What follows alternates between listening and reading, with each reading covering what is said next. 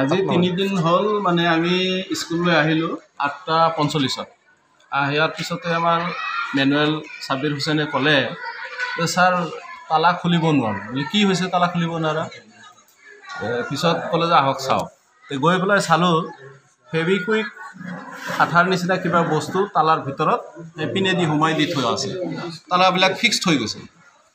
আৰু কিছুমান দেৱালত কিছুমান দেখা গৈছে যে অশ্লীল কিছুমান চিত্ৰ অংকন কৰি থৈ দিছে ইয়াৰ আগতো ভালেমান দিন আগত কেইটামান তলাত দি থোৱা আছে তাৰ পিছতে তাৰ কিছুদিন আগত ছাগলী এটা মাৰি আনি ঘৰৰ ভিতৰত থৈ দিছে যেতিয়া গন্ধ ওলাইছে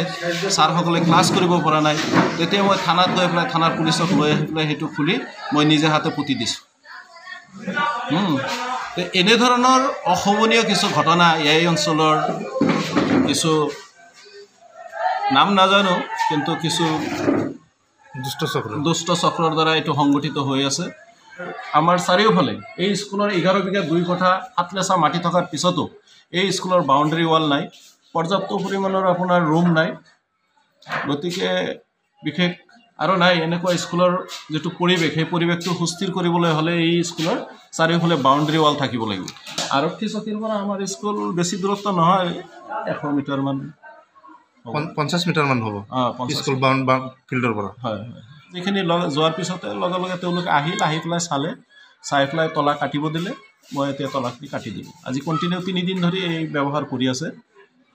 যে তলাত এই ফেভিকুইক আঠা গাম চাম লগাই দিয়ে কিবা কিবি লগাই দিয়ে বুজি নাপাওঁ এইবিলাক কি কৰে ল'ৰা ছোৱালী আপোনালোকৰ এই ক্ষেত্ৰত মই প্ৰশাসনলৈ এটাই বিনম্ৰ অনুৰোধ ৰাখিছোঁ যে এতিয়া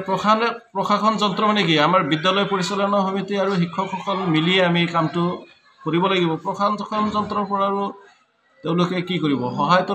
ৰাইজৰ কাৰণে অনুষ্ঠান ৰাইজেই কৰিব লাগিব এইখিনি কাম প্ৰশাসন যন্ত্ৰৰ পৰা মই এটাই আশা ৰাখোঁ যে এই স্কুলখন সেফটি কৰাৰ কাৰণে চাৰিওফালে বাউণ্ডাৰী ৱাল দিব লাগে দি পেলাই স্কুলখন নিৰাপত্তা হিচাপে ৰাখিব পৰা ব্যৱস্থা এটা প্ৰশাসন বিষয়াসকলে কৰি দিব পাৰে বা অসম চৰকাৰলৈকে এইটো মোৰ বিনম্ৰ অনুৰোধ মাননীয় অসমৰ মুখ্যমন্ত্ৰী মহোদয় যিকোনো খবৰৰ বাবে যোগাযোগ কৰক 7099017330 লগতে 7099017110 নম্বৰত